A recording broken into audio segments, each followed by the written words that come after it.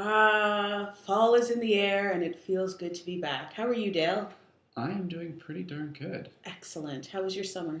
My summer was slow. It was It slow? was dead slow. Okay, I had the opposite. I had a summer that was too fast to handle. Uh huh. Well, now we're like the yin and the yang. We'll balance each other out. Yeah, because now I'm too busy. Exactly, and I feel slow. But So, Parliament's back. yes, Parliament is back, and I think they have the problem you have now. Everything's go, go, go, and there's a lot going on.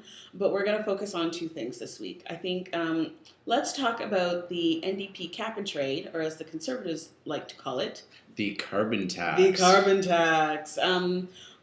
Tell me about what's happening with this carbon tax, not carbon tax. Oh, well, the Conservatives just have decided that since framing the debate worked so well with the Liberals, Mhm. with their last couple of leaders, that what they're going to do is try the same kind of framing device with the NDP. So they've decided that this carbon tax, quote unquote, which Carbon is not an tax. actual carbon tax, Mhm. sounds scary. And if they can pin it on the NDP, they can make it them sound like they're going to raise the prices on everything, From gas to food, everything. everything, Okay. everything. And so they're trying to create this frame around the NDP that says, not only are they high tax and spend kind of party, but this is the kind of tax they want to put in, and it will, Damage the economy. damage the economy. Hurt our Our families. poor fragile economy will Yes. be wounded. So, what's been the NDP response? Thomas Mulcair has been very out front this week, saying a number of things. So, let's sort of go through some of the list in response to what he's saying to sort of the challenge on the carbon tax. He's not really saying a lot because he feels that if he responds to it, then he's playing their game. But he's still allowing them to frame the debate. So how effective is that really going to be in the end? He's trying to attack Harper based on economic credentials. But what's kind of been interesting is every time he says a new one, like this week was also the trade deficit. Well, you could hear the anguished cries of economists across the country saying, like a trade deficit's not actually a bad thing. We think, oh, deficit sounds bad, therefore trade deficit must be bad. But actually, no, it's not necessarily a negative on our economy. It actually does means that our economy is performing in a certain way. It doesn't mean that it's necessarily a bad thing. So he's trying to go after the economy on that kind of a scale, or that kind of an attack. And I don't know. It's kind of like they're both neutralizing each other in the end. Like nobody's really coming in ahead. Really, it feels like we're all kind of losing. Well, I mean, there has been some name calling going back and forth this week. Yeah. To your point, it feels like we're all kind of losing. But I mean, Mulcair has done major interviews with a network. He's on the cover of a national magazine this week. So, Which he was signing copies of at his desk during question period this Was week. he? He was. That's odd. Anyway. That's all I'll say about that. That strikes me as a little bit odd. Britney Spears-ish, if you will, in terms of... Yeah.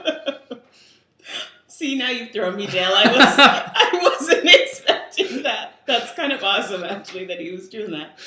I think I don't know where to go from here. I mean, I think he's sort of been putting himself out there publicly this week in contrast to the messaging on the carbon He tax. has been. I mean, he's used the L word, being they're bald-faced liars. But at the same time, he's also kind of shifted the onus onto we, the media, to denounce this as it is. And for the most part, we're out there saying, like this actually isn't a carbon tax, whatever. But at the same time, certain journalists are also being very diligent and calling out the NDP on their own cap and trade policies with things like, calling it the magical thinking that cap and trade won't increase prices as well because those costs that businesses incur will get downloaded. For sure. So this is not the only issue that there's been disagreement on this week. And actually, I should clarify this statement. the next issue we're going to talk about, there seems to be agreement. There is a But we're disagreeing on how to get to the agreement.